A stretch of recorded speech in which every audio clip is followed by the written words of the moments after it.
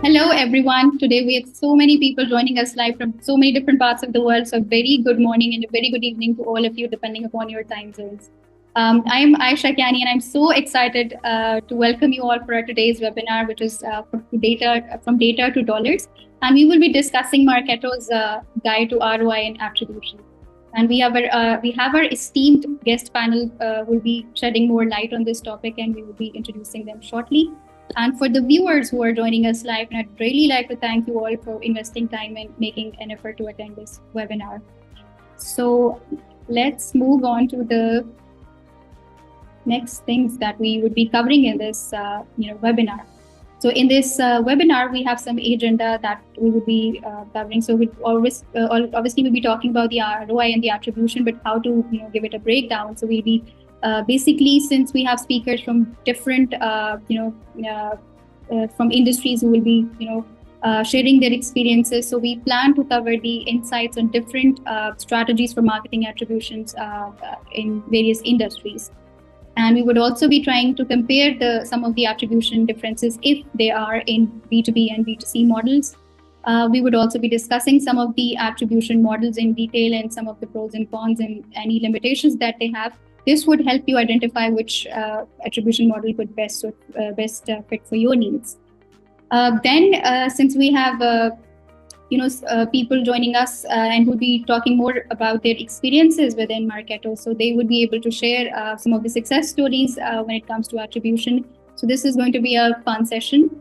And then we also plan to touch how to define the ideal customer profile. Right? This is one of the most important thing for any business for any business decision is like to base on how your customer looks like. So this is obviously an important metric when it comes to the marketing attribution as well. So we plan to shed some light on this as well, and in the light of how marketing would perceive an ICP and how sales would perceive an ICP. So really looking forward to that. Now there are technological advancements taking place all the time. From new updates from the Google are being received all the time. So this is also a hot talk in town that Google would soon be phasing out its third-party cookies. So this is going to be an interesting insight that we'll be asking our panelists, that what is going to be the impact of this Google phase out on Marketo trends. So yeah, okay, just a couple of housekeeping action items. This is an interactive session, and please feel free to post your questions or any comments that you have within our LinkedIn live feed, and we'll be making sure to get that responded. Now, in case you're not able to join us live, we would also be recording this session. So after the session concludes, the slides and the recording would also be available on demand. If you have any question after this session and you would like to interact and you would want to share it with us, you can obviously reach us out at my own address, which is aishak@xgrid.co. And then, so if you want to post anything that you find relevant to our marketing or attribution or anything related to marketing automation in light of Xgrid, so please feel free to use our hashtag #MarketingOpsXgrid. And I'm really looking forward to get that. All right, so we have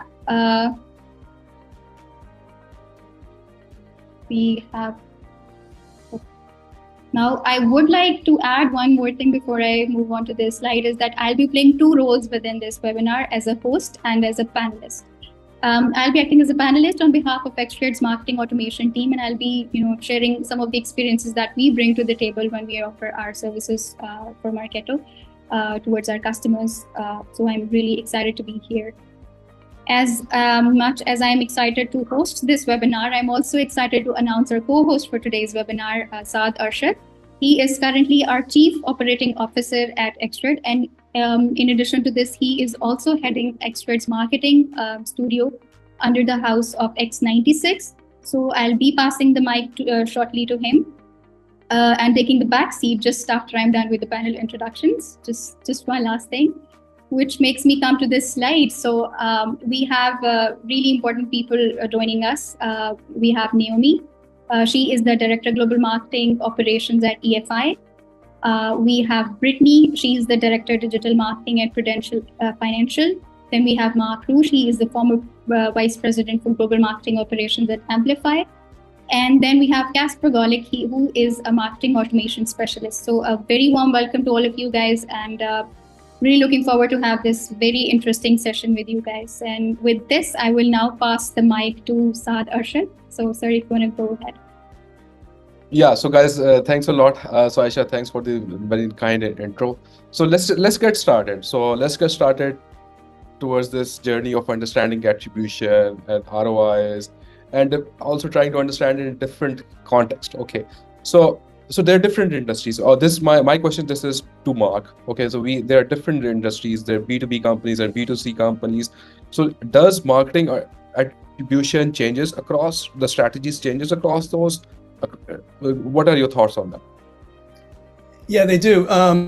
So I'll run on a little bit long about this one, but I'll be super brief in future ones. I kind of see four basic approaches to attribution originating or being orchestrated out of Marketo with regard to my space, which is SaaS, software as a service. Probably only 2 or 3 of them are really pertinent to most SaaS companies. The first is what we all use daily. It's tried and true basic tracking of engagement across multiple channels using Marketo programs and Salesforce campaigns. Foundational stuff, so I won't go into details there. But with a solid campaign taxonomy, a hierarchical nesting structure, and a BI tool, you can do some pretty useful attribution reporting with just Marketo, Salesforce, and a BI tool. Adding a multi-touch attribution layer to that helps us to see the full breadth of engagements across the lead lifecycle, but without as much manual work as we otherwise undertake.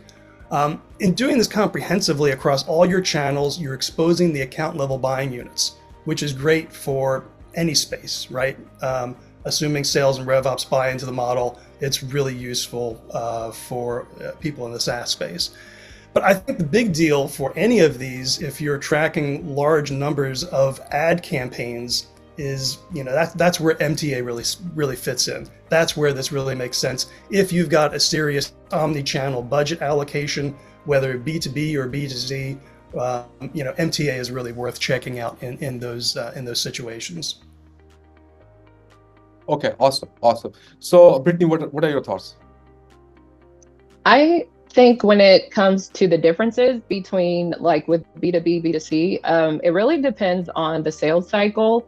How long it is, which attribution model you follow. I know for some of our products that may be B2C focused, there are some that have a much longer sales cycle. So for those types of products, we would look more toward the first touch attribution. But I definitely agree with Mark's point about when you are using those multiple channels, if you're, you should really be looking at more of like a multi-touch attribution model. So you're tracking how all of those channels are contributing to the sale. Okay, that's great. So now coming towards the next topic. So which attribution model do you end up using within your company or you recommend? And what are some of the key lessons that you've sort of like learned while implementing those? So maybe we can go to Naomi for this. Yeah, so that's a great question. I think in an ideal world, you would have one model that is well adopted and understood across, the entire organization and can be easily updated in presentations, and everyone can say, great, let's make these decisions based on that. But that's, we don't live in an ideal world, and the reality is much more complicated, especially, if you work somewhere where with different business units, maybe you've grown through acquisition, and especially if data is held in many different places. In my industry, industrial manufacturing, I believe it can also be more complicated because you can have many repeat customers in a very short period of time, and in-person events like trade shows can be a buying or closing opportunity, right? So people will go to a show, visit the booth, literally sign the deal at the show. And the single touch attribution model for us is still the main source of reporting here, but I like to take more of a hybrid approach and also overlay it with multi-touch attribution where it makes sense. And, socializing this information internally helps to gain momentum and ideally adoption over time. Okay, and Mark, obviously, maybe you can comment more on this. And what are some of the lessons that obviously you've learned while implementing those? Well, I mean, one lesson we learned, and we used MTA at two of the previous companies I worked at, Sitecore and Amplify. What we found out is that calculating, if you get to the point of calculating marketing influence of pipeline, which in other words means assigning a calculated dollar amount of influenced pipeline or a volume count of ops, that's not holding a lot of water these days. That won't get you a seat at the pipeline and revenue table necessarily. Unless, and I think this is really important, you are able to accurately present information about marketing sourced, right? At this point, marketing and sales are teaming up. We both own the pipeline. And so what we implemented at Sitecore and then partially at least implemented at Amplify is build a lead lifecycle and lead journey tracking system using a custom object in Salesforce. I'd be curious if other members of the panel have used this. Some call this closed loop, full funnel, or just custom object tracking. We're seeing a lot of this discussed on LinkedIn right now. It's kind of being referred to as the new best practice for tracking marketing attribution. The key component is this custom object in Salesforce, which is used to track the lead lifecycle journeys and sales-ready leads as they progress through each stage and status. It's significant and really useful because you're date stamping everything, whether it's attribution details, lead routing, assignments, SLAs, etc. It's all being date stamped and stored in one object in Salesforce. You don't have to worry about losing key lead and campaign source attributes because they're being overwritten, because the lead journey is really cyclical. It's not linear, right? So information is constantly being dropped. As opposed to multi-touch attribution, this kind of system is really difficult to set up, but the reporting is really simple and straightforward. And the end result is that you have a single source of truth in Salesforce that rolls up both marketing inbound and sales outbound pipeline, both rolled up together. You see all of those contributions. And the output is that it makes it really easy to track the volume of sales-ready leads, the conversion between each stage and status, and the velocity through the entire customer journey. So when you're setting your CMO up for success, you've got to have that information in her back pocket. So when she's talking to the CRO, the CEO, and or the board, she can say, look, these are the channels that are performing. Here's which stages they're going into. Here's the percentages of closed won, perhaps even. It's just really, really powerful. It's a powerful data set to get. And I think, and this is, again, it's difficult to set this up. You've got to have a lot of sales development help. I'd strongly suggest somebody gets an agency involved for the entire process, soup to nuts, unless you've got a fantastic relationship with your RevOps team and the Salesforce developers. There's also a new bit of technology, a new analytics tool coming out soon, and I've been talking with the founders, that I think is going to alleviate a lot of the stress that it puts on building flows in Salesforce to achieve this. We had the Salesforce team, the flows start to break down after a while, and I'm running on here, so I'll cut this shorter. They went and built it in Apex to try to fix that, and then it was just data debt galore. So anyway, I think that's a really strong way, and it's really kind of instrumental for success as a software as a service marketing ops person. Yeah, so Mark, I'll come back to you for the BI and the reporting part of it. I think you have some interesting insights over there. So Casper, so any success stories with Marketo attribution features which help solve a complex marketing challenge?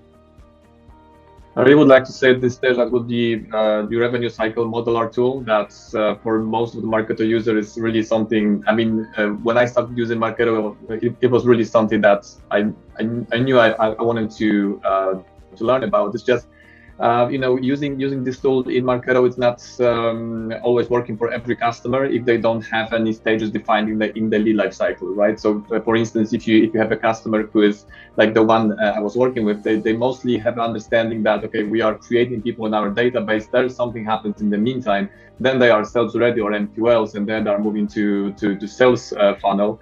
So building the revenue cycle modeler at this stage, well, that would be ideal to have them introduce some other stages, and they ideally, in the ideal world, as it was mentioned today, just to align the stages with both sales and marketing, so they can also use this tool like mutually, right? So that would be ideal. So yeah, revenue cycle modeler, that would be a goal, but I would say that it works really well if you, as Mark mentioned, you have this campaign structured really well. You are using the naming convention.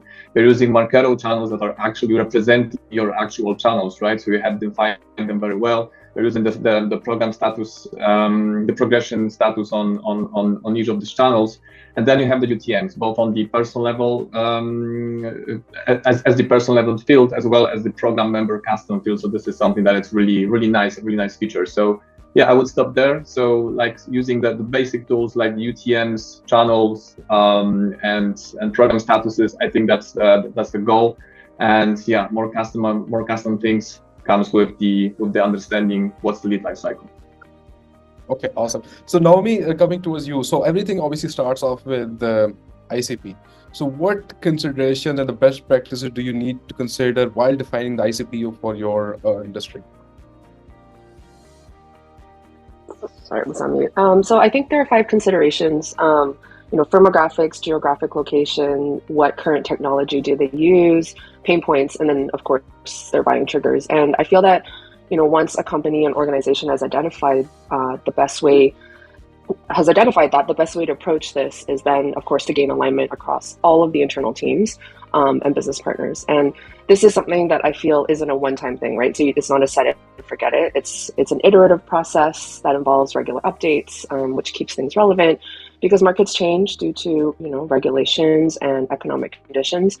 Another thing to consider, I think, is sub-segments. So once you have identified your ICP, I think identifying smaller groups of customers that you can use to target with more tailored messaging or specific marketing messages also helps to address needs of more specific groups more effectively.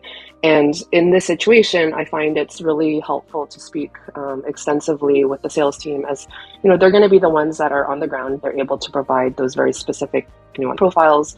Bucketing those people into smart lists where people can be added or dropped automatically also helps to keep data as current as possible. Okay, that's great. So Mark, while defining ICP, how much weight do you put in from the sales opinions? None. Forget about it. Okay. No, 100%. Okay. Yeah, as Naomi said, I mean, the first round includes at least, at this point, ICPs become just integral to everything we do. It used to be siloed. You'd have people in content building personas, sales doing their own thing, marketing ops trying to straddle both hemispheres.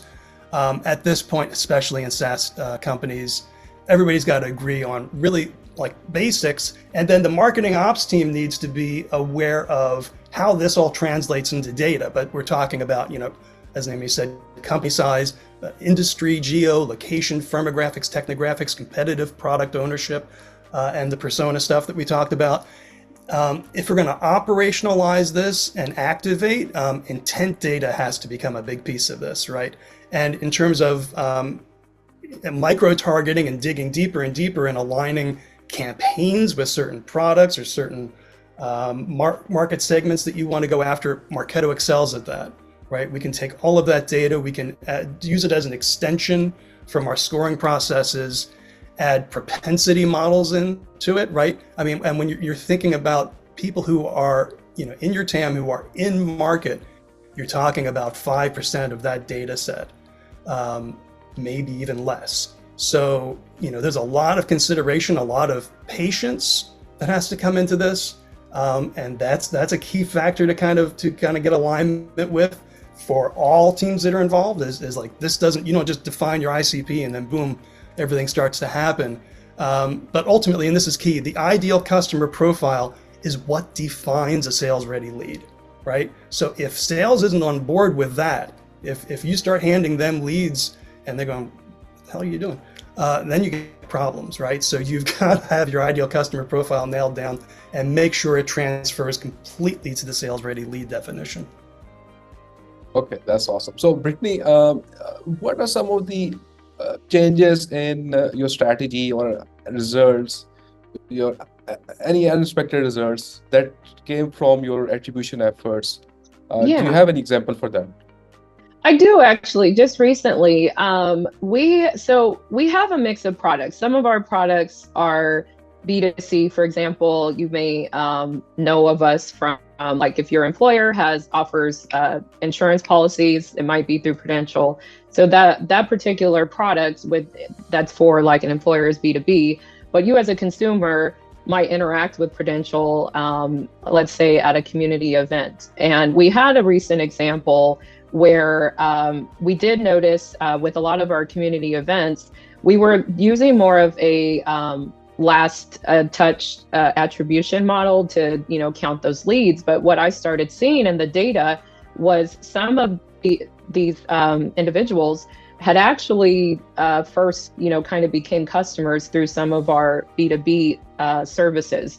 So that was getting that insight from that example. We're now rethinking some of our reporting and stuff we're doing so that we're able to tell that full story and get that full picture of not only those customers who are, first time interactions, but those who may also be leads because of some of our B2B services as well. That's also even led to other initiatives to target those groups now that we are seeing the data that way. So I would say having, just got that insight has definitely changed not only the way we're viewing the data, but some of our marketing strategy as well.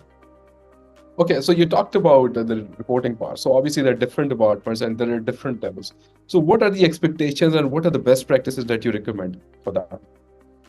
For the best practices for the reporting, distribution, all of that within the company. Well, definitely, I think it was Mark who had touched on with, or it might have been Casper about the UTMs. I know that has become like a table stake with everything, making sure that we are at least at the bare minimum tracking all of our various channels, because we do a lot of omni-channel, it could be social media, paid media, emails, all of that. So at a very basic level, I would say that is one best practice. I feel like everyone should know that now, but if not, yes, definitely have UTMs that you're tracking, both from your forms, if you're using Marketo forms, and taking it a step further with the program member custom fields.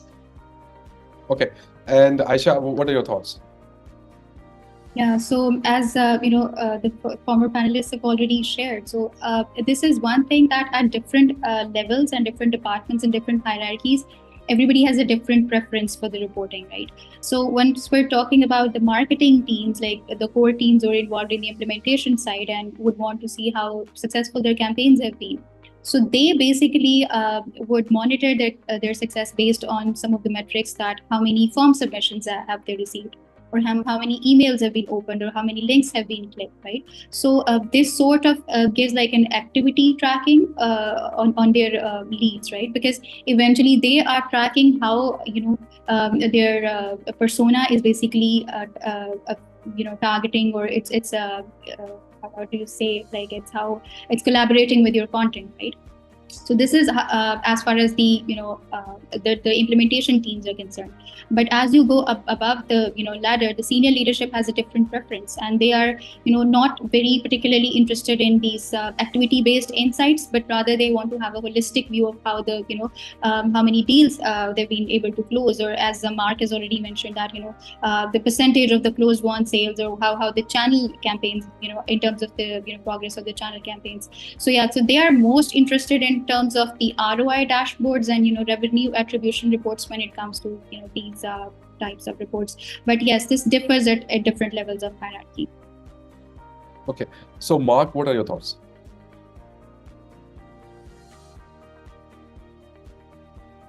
I'm on mute, and they've taken all the good points. I mean, I agree with all of that.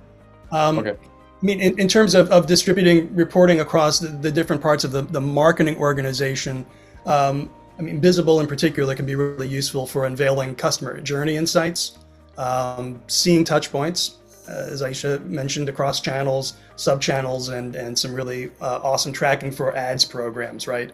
Again, we mentioned the programmatic piece. So, campaign groups, DG and digital, And sometimes content teams make really great use of that data. Okay, that's awesome. So, Naomi, for you now, how can we achieve a customized solution for attribution within the scope of Marketo Engage? So we're getting deeper without any add-on features. So what are your thoughts? So there is a built-in feature within Marketo Engage called Performance Insights, and it does look at data within the last, I think it's 24 months for attribution reporting. And I like using it to have a one-on-one conversation with my marketing business partners.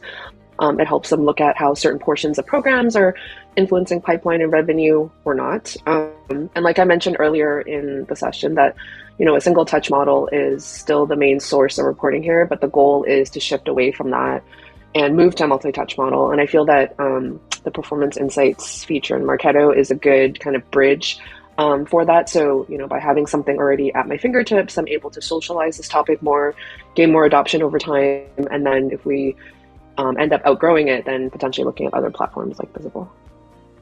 Okay, and Casper, what are your thoughts? Well, I would say so definitely that everything that will help you to aggregate the data that you are collecting. So whether this is, again, UTMs is very, very important topic, I would say, over here. So because you can build UTMs in a way that on the personal level feels right, they can collect the last touch information, but you could also build them in a way that they store the first touch, they can aggregate the data, they can keep the last touch information. If you also collect them on the campaign level in Marketo, sync them to Salesforce as a program level custom fields, well, eventually you will have the data spread in Marketo, in CRM, and at some point you will need to have a tool that will help you to put that all together, right? Because you can have the reporting probably taken outside of Marketo, or use some tools like CDPs or something that will listen all of the tools and capture the data from all the tools that you're using, and kind of process them and deliver them in a sort of data that marketing or potentially sales can use for any future activities, right? So yeah, that's my take on this. So seems like you like add-ons, okay, with Marketo. So which one do you find those useful? Well, from the standard ones, I would say that again, I would just refer back to the revenue cycle modeler, because that's something that's not, it doesn't come, I think, with the standard Marketo as a standard Marketo feature. However, if you understand your life cycle, and you are able to kind of understand that if someone interacts through various channels and then should progress to other stage, you can visualize that in the revenue cycle modeler, the whole canvas. And then we'll try to learn both, again, as mentioned, marketing and sales, on how to use that if someone is in the marketing stage. So what will be the other stage that, for example, the SDR can pick up that person, so they can start at least some cold calling or some initial conversation, or what's the status, what's the stage that they should still remain in the marketing cycle, right? So that's something that I would really lean on the as the revenue cycle modeler. Definitely like the analytics and more custom analytics that will help you to understand the velocity from how fast people are moving from one stage to another, right? So not just, all the start-on reporting, like the program performance, gives you the really nice overview how the overall campaigns and programs channel are progressing. But in terms of understanding that if people come from different channels, coming from different strategies, so what's the velocity, how fast they are moving between stages, and how fast they are moved to sales. So every tool, whether that comes from Adobe or from other companies, because Marketo is really flexible in terms of integration, that will help you to give that some sort of understanding what's the velocity, and also aggregate the data. I would say that would be the key here. Okay, so you're one of the very few people who like revenue cycle model. So, I didn't say I like it. At the very stage, it was I was not sure what it does. But then if you understand the cycle and know how to use the tool, at least in a way that what are the stages, what are the SLAs, and all of that. So it helps you to kind of visualize how your life cycle looks like, right? So but it's a bit clunky. Okay, so a bit like, okay, that's a good finishing statement. So Naomi, let's talk about the data standardization, the governance. So how would you implement all of this in Marketo, or do you suggest any other tools? So how do you sort of look at that problem? So my preference is always to have it in one place, but I also recognize that our certain processes that are done better outside of Marketo, especially if you have you need a more robust audit log. The way I like to split it is, low-hanging fruit, like standardizing fields and purging very obvious bogus data can be done in Marketo, but everything else like merging and deduping of records should be done somewhere else. Like we use Ringlead, and that's kind of my platform of choice. It just has a more robust audit log, and you're able to see things on a more granular level. Okay. And Brittany, what are your thoughts?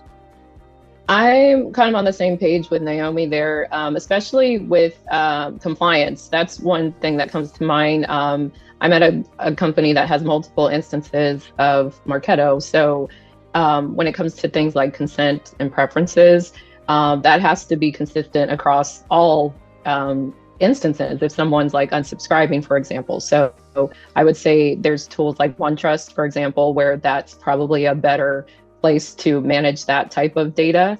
But definitely for low-hanging fruit, like, empty email addresses or standardizing how the phone number is formatted, state how that's formatted, those types of kind of basic standardization for fields, I think those can be accomplished within Marketo. Okay, so let's just get deeper into this. So in terms of this data and privacy laws, and obviously how so many compliance laws, how do we prioritize them and address them? And who's responsible for all of this? So maybe Naomi, if you want to have a go at it. Yeah, I think first it's important when talking about data hygiene, data privacy, is to really stress why this topic matters, because it's something that nobody who isn't directly impacted by it thinks about it on a daily basis, right? But it's important because if you touch customer data, you have a responsibility to protect it, both from the perspective of the customer, but also in the best interest of protecting your company with CASL, GDPR, CCPA, all of those laws that are coming into place. Laws will continue to expand, not contract, right? Canada is not going to one day say, so you remember that law we put into place, CASL, like don't worry about it anymore. If anything, laws that are currently in place will continue to become more and more restrictive, and more countries will continue to develop and enforce their own data privacy laws. So it's important to understand the differences between local laws and how that impacts the way we acquire, retain, and market to our customers. So I feel that it's, for us as marketing operations people, we are the ones that are closest to the data, right? Even more so than sales. Like we see the data constantly, we're manipulating it, we're marketing to it, we're helping to keep it and the company compliant. Yeah, so how do you sort of build and enforce a culture of taking care of this data and maintaining this data hygiene and all? Do you want me to answer that? Yeah. Sure. So I feel like data is crucial to intelligent decision making, of course, right? And we live in a super digital world. We have a library of tools that are at our disposal. And I feel like if you have clean and reliable data, we can really eliminate personal bias, right? And make good data-driven business decisions. For me, when we run a really great campaign, I'm like, awesome, that's so cool. Like, it's going to be super successful. And that's my personal bias, right? But when we look at the data, we need to be able to determine, like, is this something that we want to continue to do? We need to have predictable outcomes. And I feel like you need to have an approach that works for you in your business. Do you want to split your database or apply a holistic blanket approach to all of your records? We currently adopt a split logic in our database to account for variation in all of the worldwide laws. But as more of these laws come online, we might, we're now in talks with our corporate legal counsel. Do we want to apply a blanket approach? Because it then starts to become a little bit more difficult to maintain, right? This, but not this, and this, or this, as opposed to just, okay, we're just going to go with the strictest approach across, and it just keeps things easier.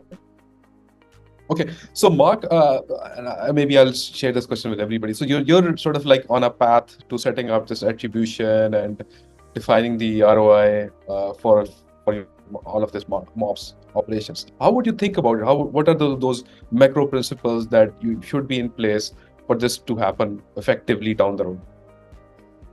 I think a core piece of it is collecting somewhere, right? And I think a custom object really works, but collecting all of the information that goes along with the customer journey in one place, right? If you can keep that information centralized and and solidified and nobody can tamper with it, you'll see your inbound attribution go up magically, just to some degree.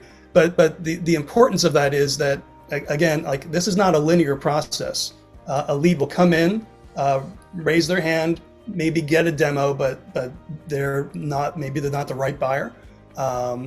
Maybe they don't have a budget yet, and so they go away. But so then what we do is close that journey. Say they made it this far and they dropped out. Boom, that journey goes, and it's SAL closed, for instance. And then you'll send it to nurturing or remarketing, right? So it's a constant process that keeps going back and forth. If that customer or potential customer comes back 6 months later and says, "Yay, got my budget," okay, we send it forward to sales. They close the deal. Now you've got both journeys attached to that, right? And within that, you can see for each journey what the account was, what the size of the deal was, but the journey start date, the end date, the duration, the lead source type. I'm reading this off of one of the journeys that I'm looking at from that we did last, and we kept it really simple. But lead source type current, lead channel current, what was created by the campaign, all of that stuff is just there. And now you can it's an analytics dream. Then you can just you don't have to do cross object reporting. You constantly hear people saying, "Oh, I've got this new tool to help me stitch together all of my reports." Like just doing a campaign report for MQLs, you've got to do a lead report and then a contacts report, and it's a hassle. But especially where it comes to this, if you're trying to keep on track and on top of what's happening in your pipeline, which is the lifeblood of your company, and it couldn't be more important at this stage in NASA, software as a service company. Like you need that, right? And then, of course, as we've said, as Scott Speck said, tracking that velocity as you go through each one of those stages. If you can drill into that, and you can, because each piece is date stamped, the MQL start date, the MQL close date, the SAL start date and close date, blah blah blah blah blah. If you see idiosyncrasies between one salesperson and another salesperson, or one product type and another product type, it allows us to drill into that and say, what's happening here? Or how did this company, or how did this group, perform so much better at this stage than the others? What are they doing?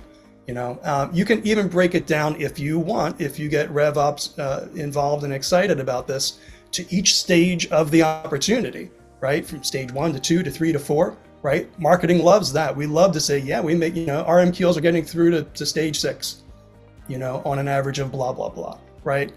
We don't necessarily need to be responsible for closed 1, but we want to make sure that we're showing that our leads are sales ready indeed, and that they're ready, etc. So yeah, I don't want to go. Okay, well, that's great. So Brittany, what are your thoughts? How should companies think about those macro principles when setting it up? I'm sorry, can you repeat that? Yeah, so somebody is actually on a journey of setting up this attribution and improving the ROI. What are some of the macro principles that you recommend that they should think about in putting all of this in place? Oh, I think for us, it really depends on a couple of things, because like I was mentioning before, we do have different products like with different sales cycles. So I think we do have several different journeys depending on the product, and that really does affect our setup for reporting, even the types of campaigns and what we're measuring as well. So I think, at least for me, it really depends on which program. And, we do have a lot of data, historical data, that would show the typical like speed to lead and, how long it takes to close and things like that help inform our strategy going forward. But it definitely does vary like product to product. Oh, okay. And Naomi, what are your thoughts on this? I'm sorry, could you repeat the question? Yeah, so my question is, what are some of those macro principles that you need to be thinking about in setting up this this journey of proper attribution and ROI tracking and all of that? So Well, I feel like for me, I'm learning from the group because, we are using a single touch model right now, and I'm still kind of playing with the multi-touch piece. For me, it's just trying to determine, my challenges right now within the organization are how do we gain adoption with that? Because I feel like it's something that we as marketing ops people, we have a good handle on, and we're able to see it and show that, yes, this closed deal, it was influenced by, these previous 5 campaigns, and giving it weight for that. But I feel like sometimes the challenge can also be how do you then get adoption and buy-in, right? And I'm also learning from this group too. So. Okay, that's great. So, Casper, what's happening with this third-party cookies phase out? Is it happening? Not happening? What are your thoughts? You tell me. I mean, Google doesn't know it itself, right? So I think they're changing that. There's a lot of things that it's gonna to impact, right? Especially for marketers who are relying quite heavily on this third-party tracking in terms of make this ads and all of these campaigns really precise. On the other hand, from us as a user perspective, it's good that they're thinking of phasing that out, right? So we are leaving a lot of data, a lot of tracking. A lot of pages are tracking us really well, right? So, if you visit one page now, you see the advertisement from some other product that are really precise, really personalized. It's really spooky and scary, right? So at some point, that's for us as users, it's really great.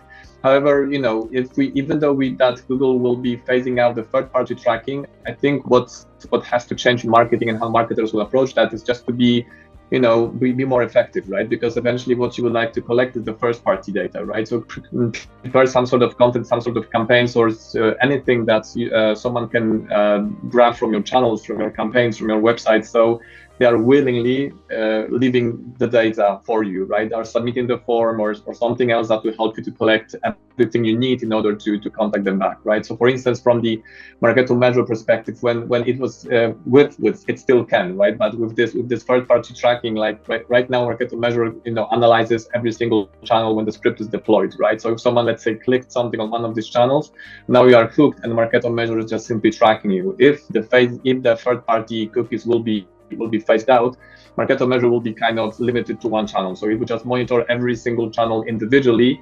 Then you will have to have a process that you are able to aggregate that data, right? Have some sort of identifier that if someone comes from channel 1 and channel 3, this is the same person, right? So this is actually really tricky. This is how marketers have to redefine the process or find different solutions how to integrate Marketo measure well. But on the other hand, what you can try to do is just to change the perspective what you're tracking, right? So right now, what you could actually track will be the IP and the devices connected to that IP. Also, what's the region, and now collect that data. That's, let's say, someone from a certain region from that IP using that device was interested with products from that page, and this is your group, right? And now we are trying to hit that group with certain strategy and channel strategy or some sort of marketing activities, and check if that works. If it doesn't, you are changing the perspective. So it's going to be fun times if it actually happens. But I think with some some AI and machine learning tools that will help you to maybe somehow aggregate the data, correlate that, and try to build some groups that maybe this is the right match to tackle with certain marketing strategies. There's going to be a lot of things to focus on, and change perspective. It's not going to be that easy as it was, but it's still fun. Okay, so Aisha, what are your thoughts? Yeah, I couldn't agree more with Casper actually. So when it comes to the deadlines from Google, they just keep rolling new deadlines. That earlier it was that Google will be phasing out its third-party cookies in the first quarter of 2024, I believe, but that it has now been extended to, I guess, 2025. But regardless of the matter, whenever we think that happens, if someday this happens, obviously this is going to impact the marketing attribution as well.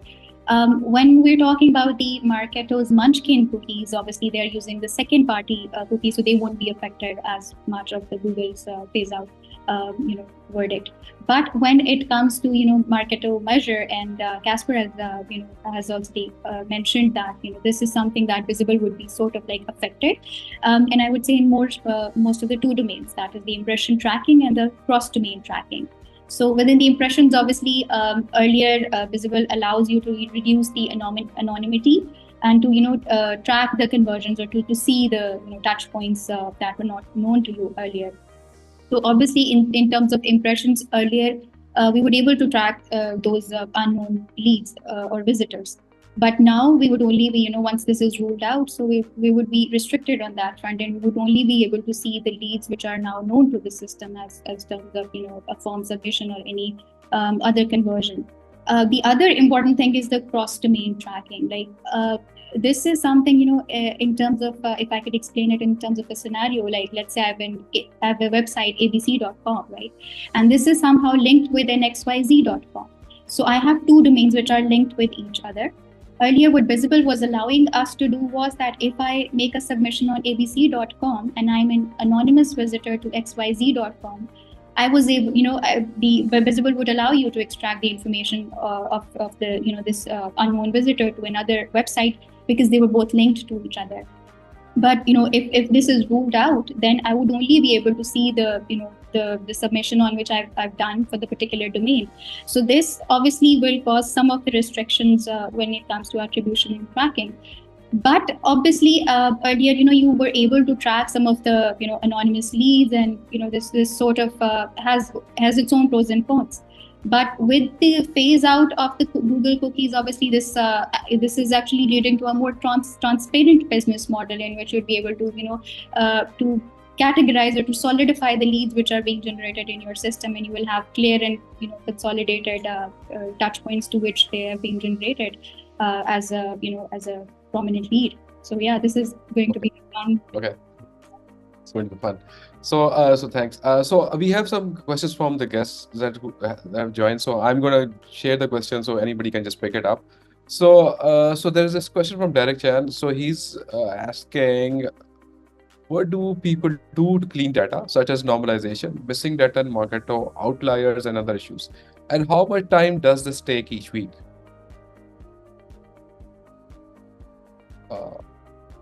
Anybody can, maybe Casper, if you want to have a go at it. Sure. So, I mean, well, in terms of having clean data in Marketo, it's good to actually start from all of the other, integrations that you have, and try to make sure that the data you are collecting at that stage are aligned with what you what eventually you want to see in your CRM or eventually in Marketo, right? So, if you are able to get that there, and then say you have the fields like standard ones like country or states, try to make sure that they are all the external platforms are standardized. You are already collecting the clean data. If that doesn't work, because there are like tools like LinkedIn lead gen form, it doesn't allow you to add your custom pick list. So then you are building the standardization in Marketo that will try to capture all the invalid data and try to standardize that through the smart campaigns that you can easily define to make sure that the data are aligned with what you want to see eventually, probably in your CRM. Or there are tools like Naomi mentioned, like Linkly, that will help you to do it for you. But that's the additional integration that you need to keep in mind. Plus, there are API limitations as well. However, it's a really nice machine, I would say. So yeah, that's my advice. I would also add, can I add ahead, something to that? Yeah. I think also, depending on the size of the organization, regarding timing, it might take like an actual FT to do that. I know at least at a previous enterprise organization I was at, we had a person who that's all she was doing was literally cleaning, normalizing, standardizing. So I think when you say how much time does it take, Derek, I really think it depends on how big your database and how large your organization is for how much time it's going to take. Okay, that's great. So Mark, you mentioned about your sort of stack. You said, okay, Salesforce and Marketo and maybe some BI will do. So can you please elaborate more on that?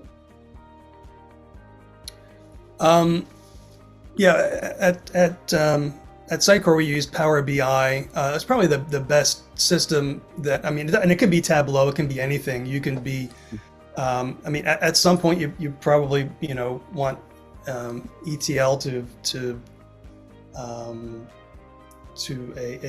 your cloud or whatever, and reverse ETL to where you clean and then reverse ETL and bring data back in. But for most companies, I think just a simple BI tool integrating with your Salesforce campaigns. Again, I utilized a really comprehensive hierarchical structure in our campaigns. So you could organize by geo, by corporate, global, et cetera, and then if you've got specific large programs, you can break that out. And so you've got a reporting layer, and then your tactical and strategic layer. But the tactical layer in particular is a parent-child relationship. So you've got an event, and then the 4 things you're doing to promote that. And so when you take that data out, and also one of the nice things about using Salesforce campaigns is you can push your budget information into that too. I know ROI is part of what we're supposed to be talking about. And then you can disaggregate that in a BI tool if you've got a really nice taxonomy, right? So that's one way to go about it that's worked for me at 2 different companies. Okay, so Casper, do you anybody else who wants to say something? Yeah, so Casper, do you believe that we need to have an external BI tool for all of this reporting and analytics to be in place?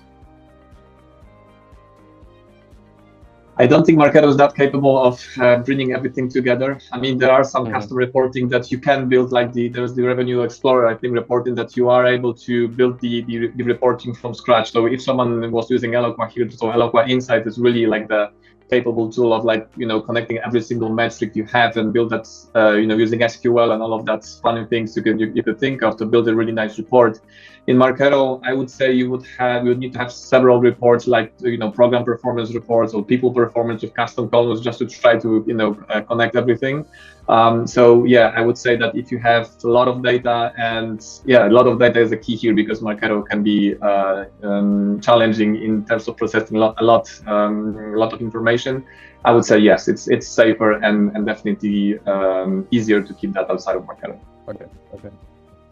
So guys, I think that's pretty much the time. I truly enjoyed our conversation, and I could have continued on because we could have just gone into some of the other directions. So I can't thank you enough.